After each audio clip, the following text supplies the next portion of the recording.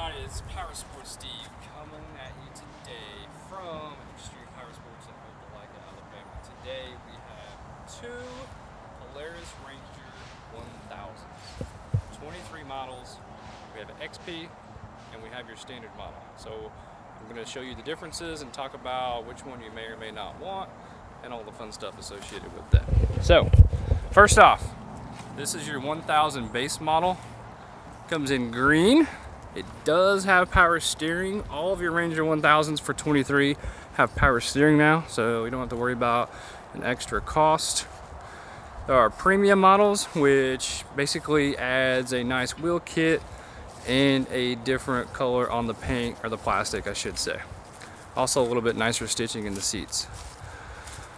And then we've got the new, I think it's Nara bronze, or I can't remember the color exactly, but it's like a bronze color for 23. Polaris uses funny names, I know. Anyway, it has a nice wheel pattern, nice paint. It's got really, really nice seats on it. Different headlight kit and all that kind of stuff. So, real quick, we're going to talk about the base model, kind of show you the differences, and then we'll go from there. So, here we go. First off, all three models are four-wheel drive. They all have that selector right there, so you can go to the unlock on the diff, which means you're not going to rip up the grass and tear up the yard and make your wife all mad at you if you're doing the honey-do list. Then you can flip it into this middle position. That's going to lock the differential on the back. And then with all Polarises, you push it all the way up. That's going to have your diff lock. So on a Polaris, what happens is, even with that engaged, all four tires do not lock and turn until the rear tires slip 20% of one rotation. Once they slip, all four tires are going to lock and pull in this thing. Cannot beat that. It's the best four-wheel drive system in the business. All right, we're going to get out here, take a look real quick at the dash, turn the power on. So the big difference between this model and the XP is the dash. This has what I call the ATV dash, kind of basic, doesn't do anything super fancy, but it tells you everything you need to know. It's got the clock, speedometer, tachometer, fuel gauge, the four-wheel drive indicator, tells you what gear you're in as well. So if you switch from low to high or reverse, this is going to change as well. Do that real quick. Pull the shifter down, all the way down. You can see the P for park, reverse, neutral, low, and high. And it will let you know where you are on the gauge cluster. So you can flip the mode button here. It just changes what your output is on the top. Then you've got the little arrow buttons on here. It'll change between your engine temp, your service indicator. It's got a little wrench on here and an hour meter. It'll count backwards from the 25-hour mark, at least on the first one. That's when it's time to do your first service. Engine hours, that's the total hours that are on the vehicle. Voltage output, trip 1 and 2, and then back to your odometer. Of course, it's got a neutral light here, temp light, service light, seat belt light. I'm going to pick that up on the camera. There we go. High beam, a little hazard light. I can't remember exactly what that is in turtle mode. Turtle mode means you got something going on, you need to get it worked on, or have it looked at least. You got cup holders, sides, middle. Got a glove box over here as well. All kinds of room in there, hide all your good stuff. You also have this kind of open storage area on the bottom, which is kind of nice. So this is the area that you would put the outlet for the hookup on the winch if you were to have a winch installed. This is where you'd run your remote to that. Here, all Polarises now come with the battery tender hookup already pre-wired. So if you get a battery tender, you can just hook right up in there. You don't have to worry about actually connecting it to the battery itself. And then you've got some just standard 12-volt outlets on here as well. We got 2 of those. Pretty much it. Tilt steering, which is nice. So it's got a little lever right here. I don't know if you can see this, but it'll go all the way up and down, which is kind of nice. Light switch, high beam, low beam, and off, of course. And we're going to start it up real quick just so you can kind of see what it sounds like. You can hear it run. Super quiet. Polaris Rangers make the least amount of noise on the market. I don't care who sells it, who makes it. It's as quiet as it can possibly get. Alright, so driver's seat. On the base model, the driver's seat doesn't do anything fancy. It's just in a fixed position, and that's really it. On the passenger side now, you also notice we got nets. Basically all your Rangers come with nets from the factory. Unless it's like a North Star that has doors. Alright, so passenger side, flip the seat up. It's got a little storage tray under here. Of course you can pop this up.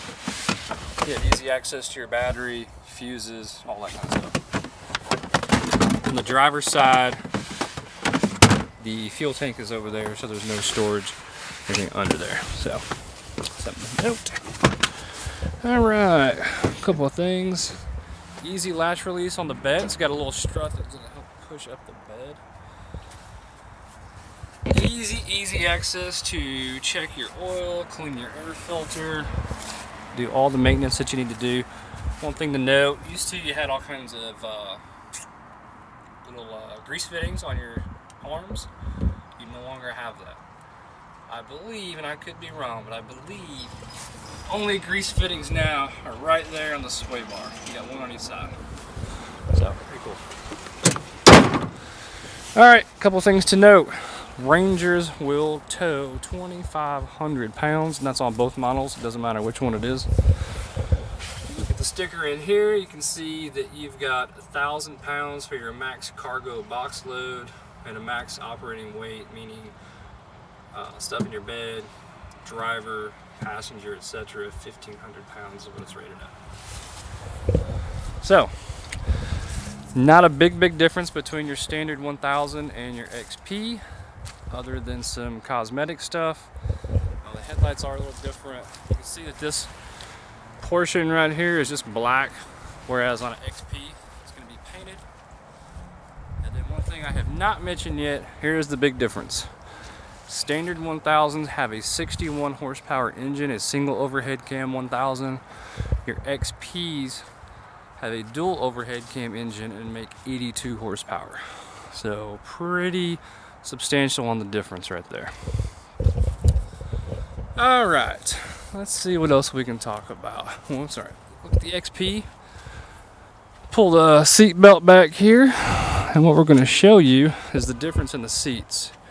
You can just tell by looking at these, they're a lot more plush. They have the added bolstering in the seats, so very comfortable. And then the 1000 XP, the passenger seat just flips up. You can see the floorboards kind of etched out. You can put the old 5-gallon bucket of tools in there. Go out to the back 40, do some work, etc. Just got a little tray right here, slides out. Again, easy access to the battery and fuse box. Alright, dashboard. You've got a glove box on top, kind of like your standard 1000. Only difference is you now have a glove box much like you'd find in a car that opens up. And then you have the bottom storage still on it as well. Same battery tender, same 12-volt outlets, same high range, low range transmission, same four-wheel drive system. One more thing on the XP is you have this little switch right here. You have 3 modes: performance, standard, and work. What this kind of does is changes your kind of the fuel curve and the ignition timing on the map. I know some people aren't really familiar with that, but just kind of changes the way the power comes on and the way that it's tuned. Most people are just going to put it in performance probably and forget about it. I don't know that there's too much of a difference in the feel. I've played with all 3 of them, and there's not a massive difference really if you ask me. Alright, same size bed. Oh, one thing I did not mention. Standard 1000 has got 25-inch tall tires and just kind of a plain steel wheel on the standard green.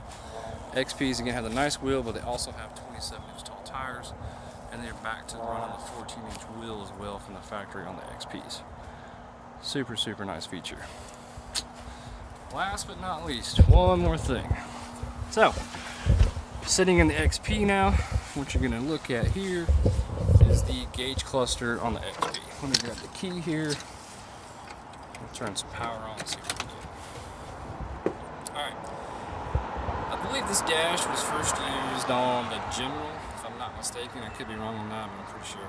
But kind of got your old school speedometer on the left, you got your tachometer on the right, and then all your other stuff, kind of like the other Rangers, right here in the middle. So your fuel gauge, your trip meter, your temperature, speedometer, clock, all that stuff. And you just change it with the same buttons over here, depending on how you want the layout.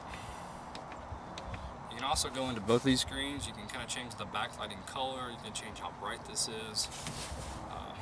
Polaris has it dialed in. We'll go ahead and start the XP up. See how quiet it is. This thing's running. This makes no noise whatsoever.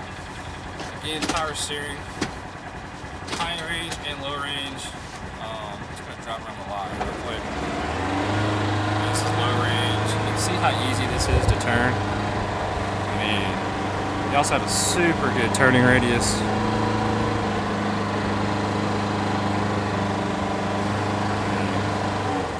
If you haven't driven a new Polaris Ranger, really should get in one.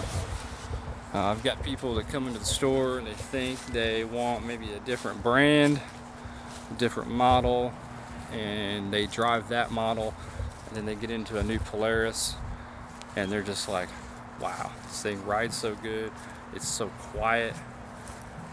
They just have it dialed in. I can't say enough about it. So anyway, again, it's Powersports Steve coming at you from Extreme Powersports, Opelika, Alabama. If you want to talk more about a Ranger, hit us up, leave us a comment. You can always look us up online and give us a call. We'd love to get you riding. Take care. See y'all next time.